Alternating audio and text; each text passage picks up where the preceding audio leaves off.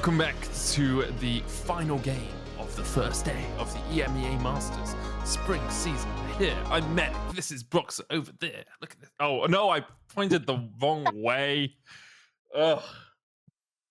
It's ruined. It's done. He's over here. Look at him. Good try. I can respect that attempt. It was close enough, Medic. You'll Close have enough. You'll have it in the second half. I believe in you. I mean, that's the jungler's close enough, right? It's like, oh, I lost the 50-50 smite, but I smited when it was within like 500 health, so close enough. You know, we lost it, but it's fine. Exactly. It was a 50-50, and this time you lost the coin flip. Maybe next time your team is going to be better at setting you up for success, and I'll actually place myself on the other side of you. We can call it the jungle gap this time. It's always the jungler's fault. That's what I've learned. Oh, production, sure. I mean, we can blame them too if you want to. Production gap. Anyway, we are here for the final game of the day. We're going to watch Heretics versus Istanbul Wildcats. So far, Heretics up at the top of Group A, absolutely storming through it. Istanbul Wildcats and GK just behind them. GK actually beating the TCL seed earlier on today, and then Z10 from the Ultra Liga, unfortunately, in last place. We didn't see the Istanbul Wildcats versus Zwyroo Tenacity game, which happened off stream earlier on, but it was a pretty dominant win from the Wildcats. Elramir, went 7-0-7 on Viego. Bao had a really good performance as well. So I'm actually quite looking forward to this game. I think we might see an enjoyable battle between these two teams. Oh, definitely. Like, both of these teams should be able to bring some very, very high level of play. Obviously, TCL, new team at the EMEA Masters, lots of experience on their side from playing at Worlds and whatnot in the past, have showcased plenty of times their strong region.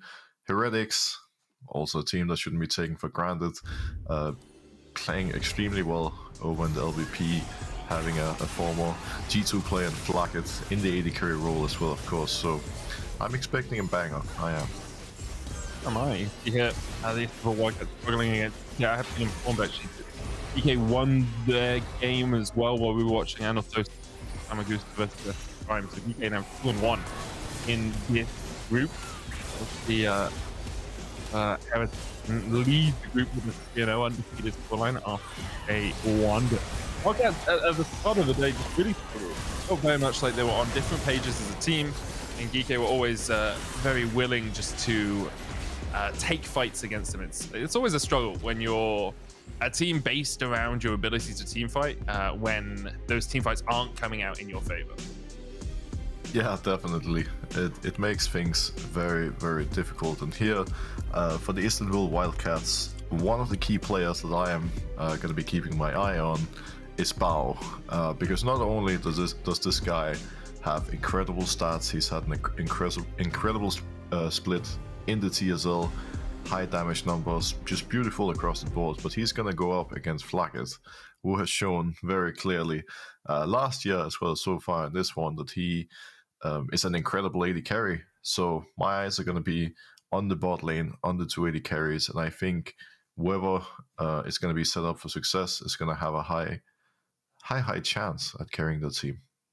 Yeah, basically it's the solo queue mentality. It's like, who ends up being 4v2 bot lane? Is it me and we get to win the game, or is it the enemy team and like their jungler realizes that they should gank bot lane? We'll see, you know. For Flakked, obviously it is a really good return to the public eye for him. You know, the fact that when he left G2 he was seen as, I'm not going to say a liability, but he was seen as a weak link as part of that team, and having Hansama replace him, that's a big step up in terms of quality. But now Flakked is showing us that he can continue to perform at a very high level. Perhaps not quite ready for the LEC last year, but this year, once again, putting his name in contention as a player that should be looked at by LEC teams. Heretics on the blue side, Wildcats on the red. Gragas immediately banned away here by Heretics. Not ready for the LEC, you say, but the guy did win a split. That's a bit of harsh analysis, I would say. But I get where you're coming from. You get my thought, right? It's like, are you good enough to play on one of the best LEC teams And when the team needs you, can you carry them? I guess is the question I'm asking. More than could he play on an LEC team? Because I could probably play on an LEC team and we'd probably win some games if I just played, you know, Sona or Seraphine or something. Or Rakan. Sometimes you can be carried. Or Rakan. Yeah, true. Well, so far, speaking of the bot lanes, we're seeing a few bans come out. Any, of course, can be played both mid and support. We're seeing Sire and Lucian, as well as now Draven. And this leaves Zeri open as the main AD carry of choice. We're gonna see if Heretics are gonna pick it up here. Parus could be the one alternative. Maybe they're gonna prioritize something else, is what I was about to say, and they look for the Wukong, a champion that's been pretty successful in a lot of the games today so far. Heretics obviously are aware of that, and they take the monkey before Wildcats have a chance to grab it. Yeah, Wukong really seems to be quite highly prioritized. Maokai, though, for Wildcats would make a lot of sense. You can also look towards the Zeri, obviously. We've seen Flakked already pop off on it so far in the EMEA Masters. We'll see where Wildcats decide to go. Is it AD carry? You could go Thresh Aphelios as well, if you really wanted to. For the moment, though, yeah, actually looks like Wildcats will go towards the Thresh for Bow. So. Yeah, and I just looked up... Aphelios, sorry, not the Thresh. Yeah. We'll get there in the end. Look, it's my second Red Bull, okay? I need the energy. Elramir has played Maokai one single time. The split, it was a successful game for the Turkish team, and now they're going to bring it back. But I'm a little bit skeptical about the Aphelios pick personally, because not only are you playing against the Wukong, who has a very easy time jumping you in team fights, Zeri is open, Rakan is open, and good luck playing an AD carry with no mobility into all that. We're going to need the Wildcats AD carry Bao to not only be on point in team fights, but the rest of the team is going to have to do a really good job healing, otherwise he's not going to be able to play the game. And Flakked and Marlon just went a combined 15, 7, and 15 on the Zeri Rakan in the bottom lane. So I think they might be relatively experienced on this duo, and see how well they can enact it in this game. There's the Jayce though for Wildcats. Looks like could of course go up to destroy in the top lane. Could be flexed to Kofte in the mid lane as well.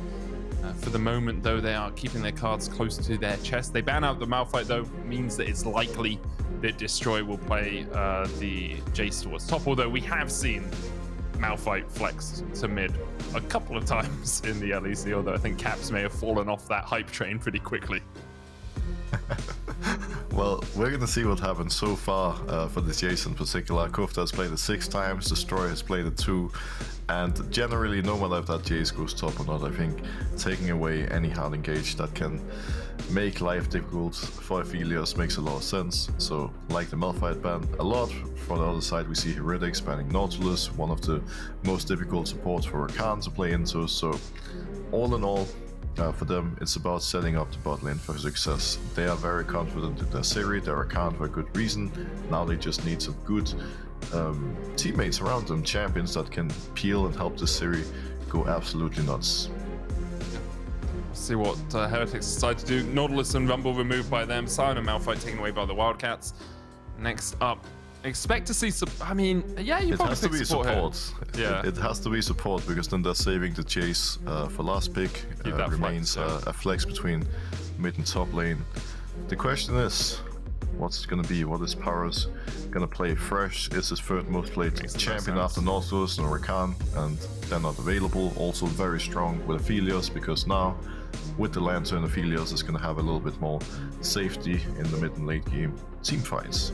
It negates that threat that you were talking about with the Aphelios being low mobility, and then you can get him out with a Lantern. Does mean that Parus has to position well on the Thresh to make sure that he's in a position of safety, because often as Thresh you can be the first one caught out. You're looking for a hook, you get jumped on, and then you have to kind of disengage yourself before you can disengage your AD carry. K'Sante for Ibo up towards the top lane. Could of course be mid. We have seen it flex a little bit, but my expectation is that it will be Ibo taking the K'Sante, and Zwyroo looking towards Lissandra. There's a lot of CC, there's a lot of zone control, there's a lot of AoE coming out from Heretics. For a front to back team fight, they are incredibly strong. And if they can get that Lissandra out of lane early on in the game, team it up with bluerzor on the Wukong, get down towards that bottom lane, they could quite easily snowball this game away from the Wildcats.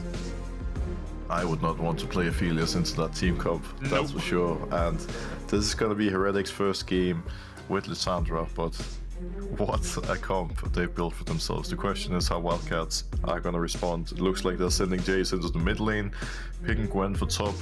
She's going to be more than happy scaling, fighting versus Lissandra. Eventually she's going to be able to take over the side lane, and that could be one way for Wildcats to approach it. If that Gwen comes online, they can pretty much choose if they want to play team fights or let her go on sides. And if I was them, it's an area I would take a look at. Not that you want to camp top necessarily, especially when you have a Aphelios fresh in bot lane, but it's a pick that gives them flexibility, which, you know, could be very valuable later in this game. It definitely can be. We'll see how these two teams end up butting heads, especially in the early game, because I talked a little bit about how Heretics, if you play through mid and then go down towards the bottom side, it's going to be very difficult for Wildcats to play, but Wildcats will know that as well, right? Like, we're not sitting here in some sort of position of all-knowing omniscience and saying, oh, this is definitely what's going to happen, and assuming that they don't understand that. Wildcats will be very aware of how, I mean, maybe you are, but I'm a fool, I'll be honest here, Boxer. But yeah, Wildcats will know that as well. So the question is, how, as Istanbul Wildcats, do you make sure that you can navigate the early game without having too many losses? I am slightly surprised that Bao decided to go for Ghost instead of for Cleanse on the AD carry here, because if you're going to get Wukong ulted, if you're going to get Quickness Charmed, Cleanse can help. Although I guess it's Wukong is an Lissandra ulted. Wukong's ult is a knockup. Rakan W is a knockup, so maybe he's thinking, well, if I get knocked up, you can't cleanse that. I might as well just Ghost to get away from that. Yeah, at the very least, you know, he gets a bit of extra movement speed and he can start running far, far away from a very angry Lissandra when she looks for him, but they're most certainly going to need good vision cover for him when it comes to the team fights. Very sneaky Rakan has entered the bush. Elramir gets caught off guard. Wildcats were not able to cover properly, and as a result, the Maokai now all of a sudden doesn't have flash available. And not only that, bluerzor was there continuing to chunk him. Maokai had to pop a health pot, is now going to start jungling with half HP, and that's a very, very sad tree that we can see on our screen right now. He's off to a very difficult start, especially because Maokai relies so heavily on having his flash available. That's what makes his gank so scary, and now that threat is gone for the first portion of the game. We see bluerzor deciding to respond to the fact that Maokai is so low. He knows he can invade.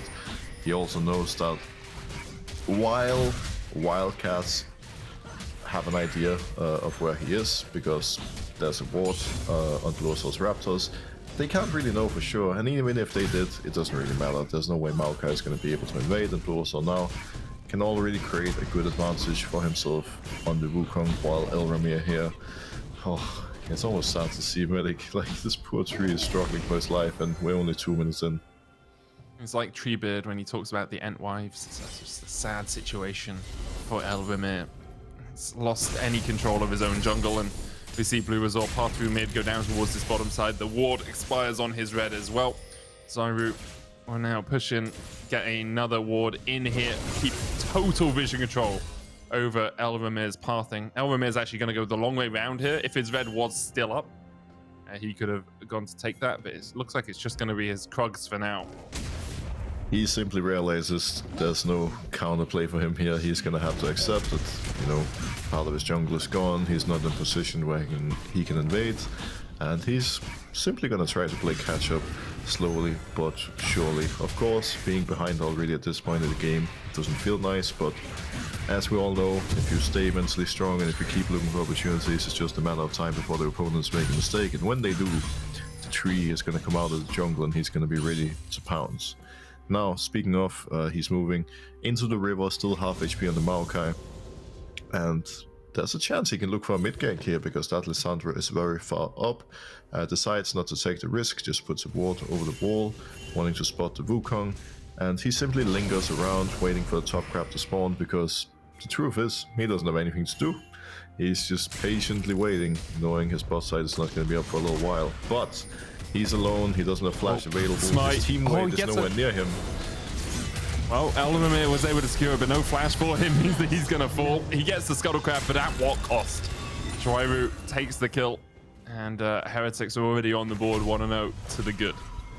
And I think this play wouldn't necessarily have been bad if, you know, Wildcats were actually ready to follow, but that kind of looked like a typical solo queue play to me, where the jungler just randomly walks into the river. Both solo lanes, I think, could have followed if they really wanted to, and if it was a practice play where the teammates were involved, but Elramir decided to go for the play on his own. He was punished for it, and now, while his first clear wasn't enjoyable, trust me, Mr. Maokai is not going to get any better from here. That's a sad mistake to make in a game that's already pretty difficult. Now, he did get his boots, he's going to have to walk out mid to help his Jayce push out. Kofte manages to flash out just in time. Parus is there with the lantern as well. And Heretics, they don't want to get the push out. They're first in the play. And once Lissandra comes back from base, once Wukong is back in a moment as well, that's going to be so much pressure. Drake is spawning in 10 seconds. It's going to be the first objective for them to get. And in an ideal world, they are going to want to secure the dragon now, before they have to worry about Herald. Because at this point, with such an early lead, you want to get both objectives. And now, well, let's see how they set up for it. Well, I will apologize to you, Boxer, but also to everyone listening. Apparently, we've been pronouncing the mid laner's name from Heretics incorrectly. Had Nymera give me a buzz on Discord. It's Zwyroo? Zwyroo. Like, Zwyroo, apparently. So I'll try with that one for the rest of the cast. Obviously, can be a little bit difficult to keep track of all the different pronunciations, especially since, you know, a lot of these languages aren't my native tongue. And sometimes players use an English word and want it pronounced in a different way anyway. Zeus, I am looking at you. Definitely Zeus, but, you know. As far as I'm concerned with the pronunciation I just witnessed in my ears, the mid laner of Heretics is called Lissandra, and that's all there is to it. I will not be able to repeat what you just told me. That's for sure. We see bluerzor here lingering around the mid lane, setting up a little bit of vision. They know that Jayce has no flash, and he's going to want to push out the wave, but the thing is, he's aware that there's danger, sits back pretty safely. No one is able to punish. Wukong now moves up towards the wolves to secure that camp for himself, and this gives Wildcats an opportunity to finally secure a little bit of vision control for themselves, or at the very least clear out what Heretics already had placed. Elramir is still a little bit behind bluerzor on the Wukong, but the CS lead is not that significant. He's a Maokai with flash available, and you know, sure, the early game wasn't enjoyable, but a 500 gold difference, well, now 700 because they cleared a couple of minions, but it's not much, and things can easily turn around for the better, especially with an upcoming Herald or Drake fight.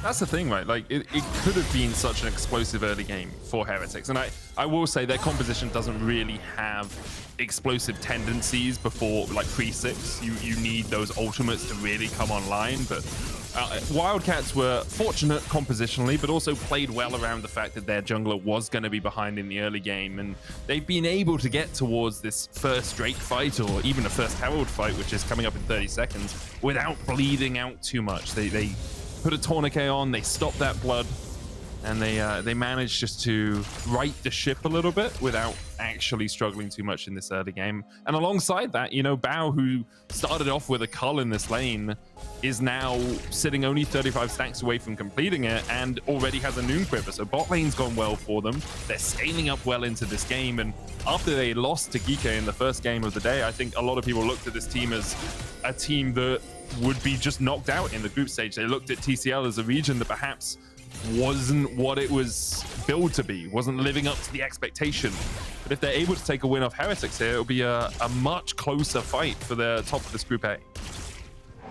Oh yeah, definitely. And at this point, we're seeing Heretics slowly starting to set up the control around the bot side, wanting to make sure that no matter which objective they play for, bot lane has push and are able to follow.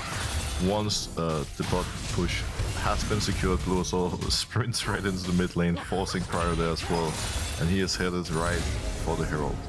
Elramir is not too happy about letting the Zeri move up for free, moves down to bot lane, wants to force a play of his own on the other side of the map, but it's pretty difficult for him to do anything because with the vision that's been secured for Heretics around the mid lane, Lissandra is always going to have first move, and realistically you're not going to be able to dive, you know, at this point in the game. It's just not going to happen. So they decide not to go for the dive, start the dragon, and end up trading 1-for-1.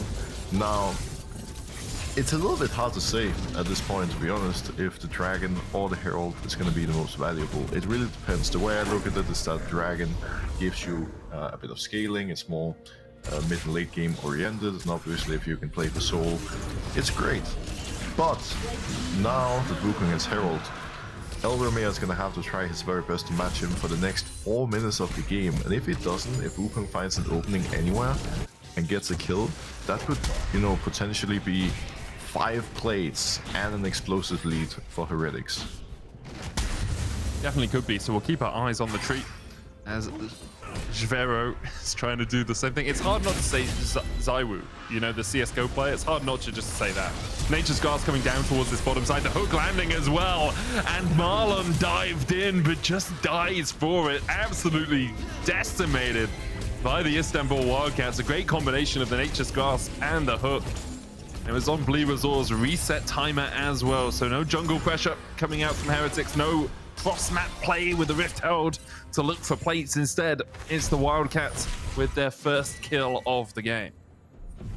And great comeback play from them, punishing the fact that Heretics have been rather passive with their lead, knowing that Wukong was still topside after finishing Herald, and ultimately it's just a mistake from the Rakan. Marlon had no reason to go aggressively, knowing his jungler is on the top side of the map. If they just sit back safely, catching the wave on the turret, everything is fine, but mistakes happen, and at this point, all you can really do is get a quick mental reset going, get the setup again. Heretics now, all of a sudden, are down 600 gold, but still have the Herald available to them, and like I said, it's up not only to bluerzor, but the team as a whole. Let's make sure they get a big lead when they pop it. To begin with, he is in the top side clearing wolves. Most likely gonna be pathing down to place it mid or bot lane, because giving Herald gold to a tank isn't the most tempting thing in the world. Jayce and Aphelios both have no cleanse available for themselves. Lissandra soon is gonna finish her Ludens, and even if she doesn't, there's so much damage and burst coming out of Wukong and Lissandra, so Wildcats are gonna have to respect, otherwise the fights are gonna be kind of scary and they could easily find themselves in a difficult position. Divine Thunder finished for Wukong, by the way. Yep, now he's powerful. Now he hits that spike. It's the stick that he's gonna smack you over the head with has been equipped with an axe head. That makes it a little tricky to play around him. Pretty even game though so far, Froxa. You know, only 400, 500 gold between the two teams. There's about 1,000 gold lead for bound down towards that bottom lane in terms of the pure 1v1 matchup. But with the Rift Herald going down in mid, expect some gold to quickly slide into the Heretics pockets. 2 plates picked up with the charge. Alongside that, already a plate secured, so that 3 in total. Cleanse used by Flakked down towards this bottom lane. You can see the ward just next to that Krug camp in the bush, giving Parus a little bit more information and making it a little bit trickier for Flakked to actually get around towards the tri-bush. bluerzor is going to come in here as well, clear out any of this vision, and because of that, Bow and Parus will just back away. And so far, really not the most impressive macro that we're seeing from Heretics here, because they had a very solid start, a great lead on their jungler as well as their mid laner, but all of a sudden they're finding themselves in a situation where the game is completely even, but Wildcats have a dragon and they don't. I would have liked to see them taking the dragon earlier before moving to the Herald instead of trading them, but ultimately what's happened, and now it's all about the next dragon that's up in a minute. We're having a solid power spike here on Lissandra, finishing her Ludens. Jayce doesn't have his first item yet, and Heretics should be able to play around this power spike and secure a good fight for themselves. Of course, Aphelios on the other side also a scale force, but that doesn't matter because Flakked is now basing, coming back with shield bow. And currently Wildcats are the ones having vision control around the Drake area, meaning that once this Flakked is back on the Zeri, they're gonna have to walk in blind and see if they can find an opening. Wildcats are now looking in the bot lane, wanting to push out, play around the Aphelios, only problem being that this opens up mid entirely and Heretics has an opportunity to walk in without any danger. Slowly regaining their control, regaining vision. Jayce is gonna have to catch mid, and Heretics is, you know, back in the river. It feels like this is where they want to take their fight, though. You know, first item complete on Flakked, on Zwyroo, on bluerzor as well with the Divine Lissandra. Like, you've got mythics across the board, and actually it looks like Wildcats are the ones who really want to force the tempo. Flash in, Twisted Advance from Elramir, but just the clone away from bluerzor. However, now the dragon started by the Istanbul Wildcats. Zwyroo has the flash in 2 seconds time, has the frozen tomb as well. Hook coming out as they look for Marlon. Stopwatch, dragon secured. Knock back on bluerzor, the dash away from Marlon as well. Zwyroo having to retreat, the rest of the team backing away as well. And in the end, the Wildcats get the Drake, and Heretics are the ones on the back foot, backing away from the play. There's 2 Drakes to the good now for the Istanbul Wildcats. And the Wildcats are now slowly starting to show up. One would think that Zac Efron is somewhere on their side, the protagonist from a special series that came out a couple of years ago, because I am seeing protagonist gameplay right here. Medic taking control after being behind from the very start. 2 dragons secured. Herald is up and available. Jayce is now going to come back with a power spike. I know you're proud of my reference. I know Twitch shot this. You're welcome, Medic. Did you actually just quote High School Musical to us? Did you really just bring High School Musical into this? How would I ever do that, Medic? Mate, you got to get your head in the game, man. Okay? Oh. You got to get your head in the game, okay? You're calling me out and then continuing. Okay, I see how this. I can respect that. I actually can't believe you just did that, though. That's crazy. Because you know what also disappoints me? The fact that I knew the reference. That's what really disappoints me. It was a proud moment for me. Like, yeah. proud moment. Love to see it. Now, I'm gonna ask you a very important question here, because I might start breaking free though if you keep going. It's fine. No, we're all in this together. You're right. You're right. You can ask me a question. I'm just gonna give you a couple of seconds of quiet just to think about. Yeah, that's what I've been looking for. Just letting it sink in. Yeah. Anyways, you are a legendary Rakan player. One of the best in Europe. No bias, of course. If you're Marlon right now, what do you want to do in fights? How are you going to carry this game? I mean, the issue for all Rakans, in my opinion, is your secondary engage. Like, a good Rakan works best when someone else is leading the charge for you. So the majority of Marlon's job is to get vision control, in my mind here, and try and make sure that when Elramir ults, you're in a position where you can actually get on the back line and your team can follow up. So what you want to do is have bluerzor standing in front of Zwyroo and Flakked. He eats the Nature's Grasp with his clone. You then come in from the side, get on towards the backline of Bao and Kofte, and then your team can follow up, and they're not rooted by the Nature's Grasp because bluerzor is actually already tanked it. So it's this flanking position that can work really well. You can also front to back, but I think flanking would be better for him. Now, that's great and all, but if you're Rakan in this position, it's probably not going to be that easy for you to flank, because it's God no. So far. Like, you didn't say what's easy for him to do. No, you said what should he do. I know you're just giving me the answer, and I'm saying that I feel a little bit bad for Marlon right now, knowing that is the win con for the Rakan. For what it's worth, obviously this has been a very, very, very slow game of League of Legends. If only my solo queue games were this way. Like, if this was solo queue, holy moly, Medic, we would have talked about 30 kills at this point. But speaking of kills, There's some action in the top lane. Maybe this is where Gwen is immune. the Wildcats are gonna shine. Gwen is immune. Gwen manages to walk out. 3 people walked up the top lane to stop him. And with that, Wildcats now have a bot push. Jayce is already hitting the turret. Bao is pushing out the mid lane. Dragon is up in a minute. And sure, Heretics can continue pushing top with the Herald. But they're gonna have to sprint back to the bot side soon. They can't overstay. They need to get tempo because they can't afford giving more dragons away. Yeah, they really have to fight around it. It is only Chem Soul. 11% reduced damage under 50% HP. Not the most impactful soul in the world. I've heard people call it the fart Drake, and I think that, you know, kind of is synonymous with how effective it is for your teams. Can be a difference maker, but tends not to really be too impactful across the course of a game. But you still want to fight for it. You know, if you can get the soul, it does give you that little bit of extra power when it comes to team fighting, and both these teams will thrive in a team fight. Flakked going to take a bit of damage there from the long-range gun. Calibrum, I believe it's called, there on the Aphelios.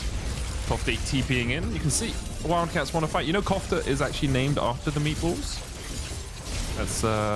That's where he got his IGN from, because Kofte is a type of meatball in Turkey. It's Flakked chunked out here. Moonlight Vigil coming out as well. Flash away. 1-for-1 trade so far in the mid lane as Zwyroo is able to get one in response, but he will fall forward, and the Wildcats pounce. They're breaking free from this slow early game. They managed to pick up 2 kills. bluerzor still alive, though, does have the smite. And for the moment, it actually looks like Heretics want to try and fight this. Destroy is a little bit isolated down towards the bottom side, but he's got a lantern from Parus. Flash in from bluerzor, gets onto Kofte, knocked back though with the Cyclone already. They're going to lose out on Marlon. Destroy coming in from the side as well, and this is a 2v4 that you've elected to take, Heretics. And that wasn't the best of ideas. I'm pretty sure now you regret your decision-making process. Parus flashes forward, a double for Kofte. And it might not only be the Drake now for the Wildcats, they could turn to Baron to boot. I have to say, I don't know about all the meatballs, but this one in particular looks really unbalanced. Kofte is doing some work on the Jayce alongside his team.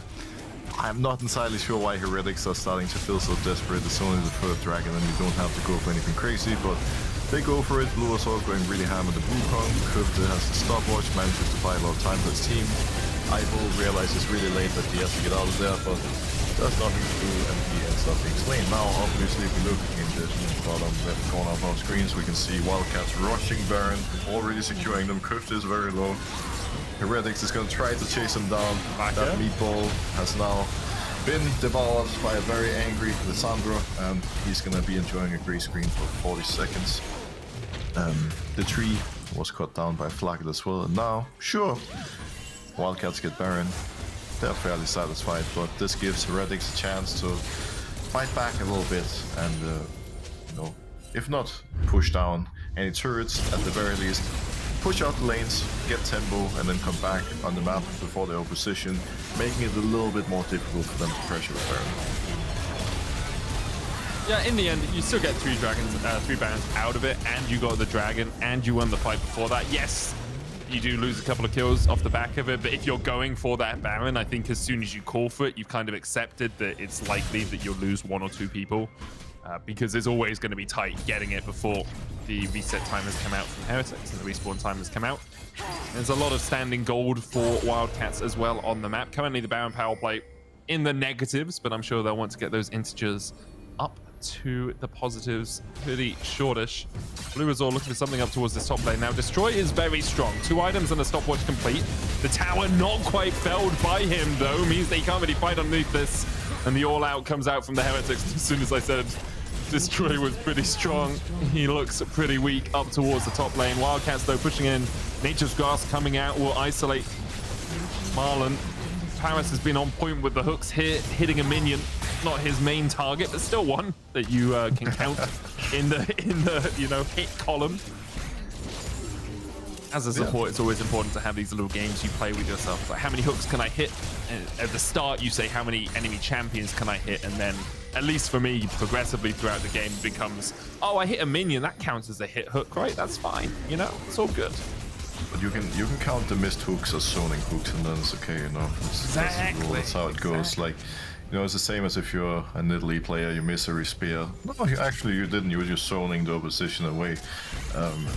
Just machine learning, and you're progressively getting closer and closer. You know? Yeah, exactly. That's an AI jungler. An AI jungler. Well, that's one way of putting it. Unfortunately enough, for these teams, they do not have a bot in the jungle. The junglers have been on point, very good at playing around their teammates, able to set them up for success. There's now going to be a final opportunity for Wildcats to use that Baron buff that's timing out in 15 seconds, and they are going to push onto this turret. Won't quite be able to get it yet, and you know, they probably should get back to base soon, because without the buff, there's not really much else you can do. You've already secured a pretty decent gold lead, and Drake is up in 1 minute and 30 seconds. Seems like they might consider going for a final attempt, at the very least lingering around before deciding, nah, we don't need to take the risk, we can play for the dragon, and that's exactly what they're gonna do. Now, because this is Seoul, Heretics basically don't have a choice. They have to move down there, they have to fight for the dragon, and at this point it's going to be pretty difficult to do, because Kofte and Bao both are going to have their flashes up. Of course, the one thing that could make the fight very, very difficult for them is the Rakan, the Wukong, the Lissandra fighting a huge engage on the enemy backline, something they haven't been able to do yet. Last fight it was partly because of Parus being really clean on the Thresh, landing some good hooks, being able to peel for his team. Kofte had the stopwatch. Now, their flash is available, but they're going to heavily rely on their team peeling for them once again, because otherwise the all-in might be too much. Right now, bluerzor in the pit. He's looking for something, but Wildcats have the push in the mid lane. Baron, as you say, has expired, but they're on Soul Point right now, 20 seconds before that dragon does spawn. No real vision control for either team. Heretics have to try and step into a bit of darkness. Wildcats kind of control the river, but bluerzor worked his way all the way around here. He's going to be met by Destroy, and that's not really who he wanted to hit. The blast cone there, empowered to get him away, but bluerzor already down to 2/3 HP. Destroyer locked up for a second. Marlon jumping in, jumping out. Now W's going to be down for about 6 seconds more. The dragon at 6,000. Wildcats might try and burst it out. Another hook coming out from Parus. Ibu going in as well. Zwyroo steals it away. How the flip did you manage to do that? There's no way in hell the Zwyroo should be able to steal that one away. He's the mid laner for damn sake. Actually, no, he may have stolen Smite off Unsealed Spellbook. I didn't spot that.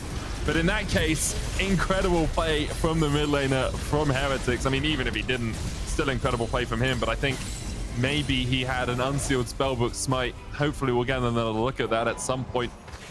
But for the moment, the Wildcats will have to wait at least 5 minutes more to claim their soul. And here it comes again, the fight. We see he does have Smite having the setup available, but while they had vision on bluerzor and were able to zone them out, Smite is on point from the enemy mid laner. There's not really much they can do. Do get the pick on Ibo, so at the very least, you know, get something for themselves in an otherwise sour situation. Baron now coming up in 10 seconds though, and Wildcats really have been in the driving seat for, you know, a good part of this game after a very, very bad start. Very impressive comeback from them. Of course, this game is really important, because if they win, they're going to be tied with Heretics and battling for the throne in the group once again. One guy that we need to keep an eye out for here when Heretics slowly start moving into the Baron area is Parus on the Thresh. He's been on point with the hook so far, and if he can land another one here, there's good chances. Zwyroo going in. Oh, Parus with a great play! Pulls Zwyroo out of it. The Cyclone used by bluerzor as he looked for a little bit more damage, but he can't quite find it. And now Ibo is on the retreat. Flakked diving all the way over the wall, surfing his way away from the battle. But now the Baron started by the Istanbul Wildcats. Zwyroo, no smite for him. He's going to have to burn flash switch to smite or do something to get in there. Can't secure it. He goes in, Frozen Tombs himself. The hook going down onto Ibo once again. Marlon trying to dive away, but Bao is untouched throughout the entirety of this fight. It's a double for Bao, and he puts around the hula hoop of death, destruction, and decimation for Heretics. FLICKR, the last man standing. would be a pure 1v5 performance if he could do something out of it. Gets 2, but can't get any more. Baron now on 3 members of the Wildcats. And that was a very, very difficult situation for Heretics to be in. They ended up splitting up slightly with bluerzor and the Wukong, going in a little bit early and on his own. He thought he had a big flank, but the truth is his teammates were simply too far away. Did burn Power's flash, but it doesn't really matter because now the Aphelios is so far back, hiding behind his team that, you know, Heretics can't really reach him. Smart Baron start by Wildcats. They know there's no smite on enemy team. Lissandra certainly can't steal it this time, so they finish it off. And while Rakan and Lissandra both get onto the enemy backline, there's just not enough damage following, and Aphelios can simply free hit. And that is exactly what Heretics are going to need to prevent the upcoming fight, where now Aphelios doesn't have flash available. They have to get to him, they have to kill him, because otherwise, at this point, with almost 4 items completed, he's going to shred absolutely everyone standing in front of him. And with a minute 30 on the Dragon as well, I think we know where the next battle will be fought. Importantly though, Destroy almost at 4 items. Alongside that, Kofte at 3.5 with the Serrated Dirt complete 3.5 as well on Bow. Actually, it looks like he's should almost have enough gold for that. Lord Doms, he goes back, he gets it. And it's just such a difficult situation for Heretics. Looks like we're going to have a 3-way tie at 2-1. DK, Heretics, and the Istanbul Wildcats at the end of the first day for Group A. They play again on Thursday, I believe. I know Group D does. I'll just quickly check my schedule. On Thursday, yep, it will be this group playing again as well. And what a battle that's going to be for the top 2 spots. For the moment, though, we still have to finish this game out, Boxer. Yeah, and now the Dragon is coming up. Heretics have to group around mid lane to try to get Parus, because there's no vision for them in the river. They could potentially be on a timer though, because Kofte is pushing out the bot lane, could consider hitting the tier 2, decides not to do it. Worried his team is going to get caught out, and, you know, gives him a chance to try to poke Heretics as they walk in as well. Heretics get some base vision out of the area, but here comes Parus with the hook once again. Keep it up, keep your eyes just look at the flank. Like, Destroy's on the back line, he's immune, he pops the stopwatch already. Ivo's down, that's your tank. Dying before the fight even really begins for the Istanbul Wildcats. A double for Bow now. Marlon down to 150 HP. Flakked forced away. bluerzor forced away as well. And even though the Dragon is now up, it's the Nexus in the eyes of the Wildcats. After losing to Gike in Game 1, I think a lot of people thought that Turkey, even as a region, may not be at the level that everyone expected. But now bouncing back, striding back against the LVP, the TCL will claim their 2nd win and give us a 3-way tie at the top of Group A. Beautiful comeback from the Wildcats, really. They were in a very, very tough position at the start of the scheme, but it didn't take them long to find opportunities, to find a way to crawl back into it. And when you're in that position, backs against the wall, so much pressure onto you, just being able to slowly, you know, find the openings, find the good trades is so impressive. And once they were back, you know, there wasn't really much that Heretics could do. Sure, they had openings, but Wildcats, truthfully, were always one step ahead. Yeah, they really were. It's just incredible performance all round by the Wildcats, especially considering how far behind it looked like the jungler was going to be in the early game. You know, like having your flash force, not being able to get your first camp, it's just so difficult. But in the end, they fought back. I think part of that, obviously, credit to the Wildcats, they played well, but also like it really felt like Heretics weren't willing to do anything until first item. And then at first item, the game was a lot more even than they expected it to be. So credit to Wildcats for the pressure, but I feel like Heretics maybe will take a few lessons away in terms of keeping the tempo of the game up. Oh, definitely. If you're on Heretics right now, you're going to be very disappointed in the fact that you were not able to do anything with that lead, because sure, they had a, you know, very strong scaling comp, but it doesn't mean that you should just sit back and go semi-AFK for most of the early game, right? They still had so many tools and things they could do, but they were too passive, too afraid of doing anything. And that's something that's most certainly going to have to look into and fix before the upcoming games, because now it's proven that the opposition are going to be ready to punish when it happens. Yeah, it's never an easy road in the EMEA Masters. We're going to have a look at the everything that's happened on day one of this spring split, and what a day it's been. You know, we started off seeing Heretics absolutely decimate, absolutely dominate versus Zwyroo Tenacity, and I think a lot of people saw this as the sign that Heretics were going to top this group pretty easily.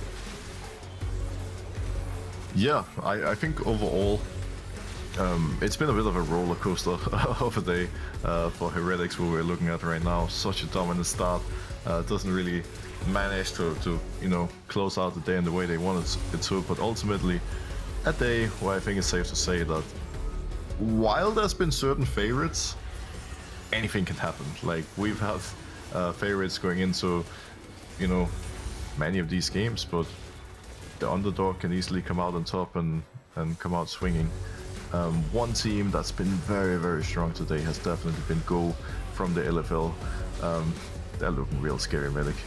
Yeah, they really do. And it's not really surprising that they look as scary as they do. I think Go and LDLC, a lot of people's favorites coming into the tournament. Obviously, we've yet to see Unicorns of Love Sexy Edition, another #1 seed from the Prime League, and then Movistar Riders from LVP, who beat Heretics. So I think those three teams probably going to be right up near the top.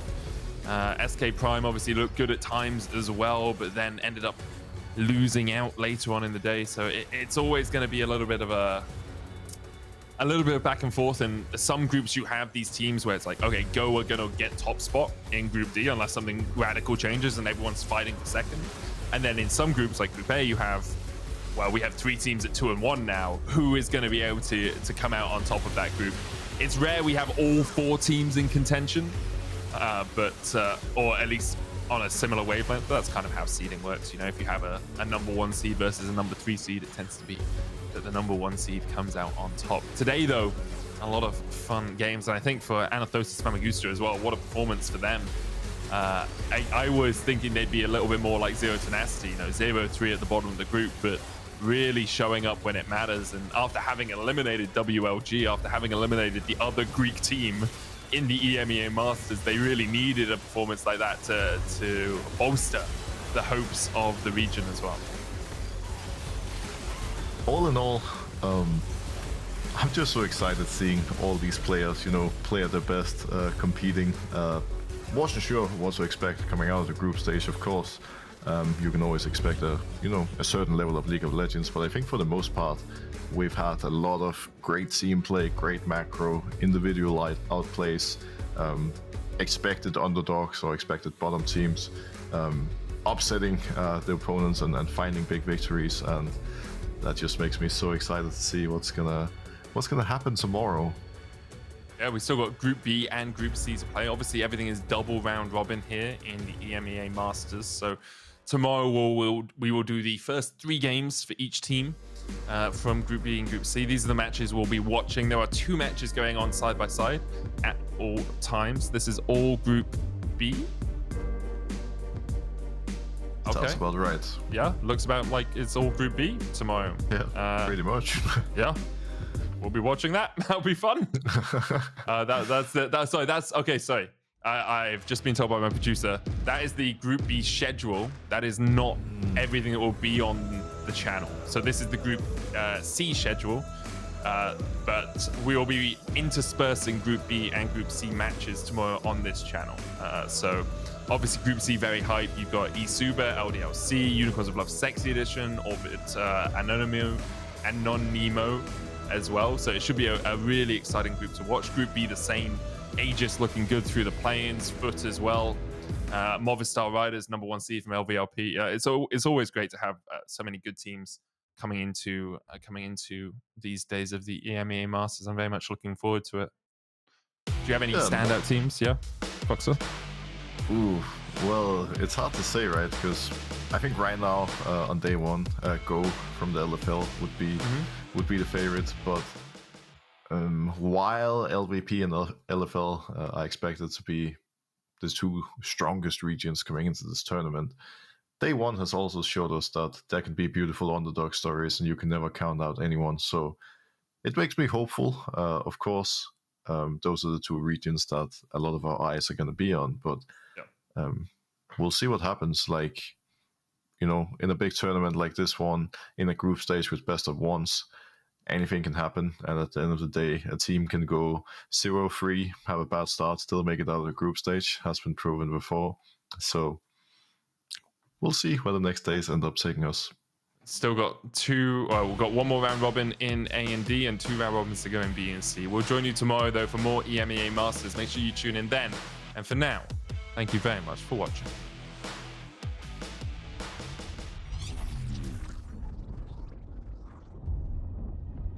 Tuve una caída en mi carrera, pero he vuelto más fuerte que nunca. Ojo con Supa, va a reventar a Marlon. Se atreve ahora con el 1 contra 1 contra Flakked. No debería de ganar el tetón. J'ai progressé une étape à la fois jusqu'à arriver au sommet. Il y a maintenant qui est dans la mêlée. Et la côte de Roguette, elle est magnifique du côté d'ADC.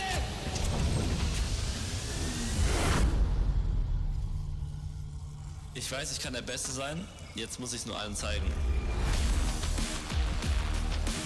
Für ihn wird sogar noch mehr ein Schwimmbild für ihn. Der Quadra-Kill für Kinui. 선택할 수 있는 길이 많았습니다. 저는 지금 걷고 있는 길이 옳다고 확신합니다. No arpsy tutaj na gotowe. Nie odbierajmy. Pentakil jak najbardziej zasłużony.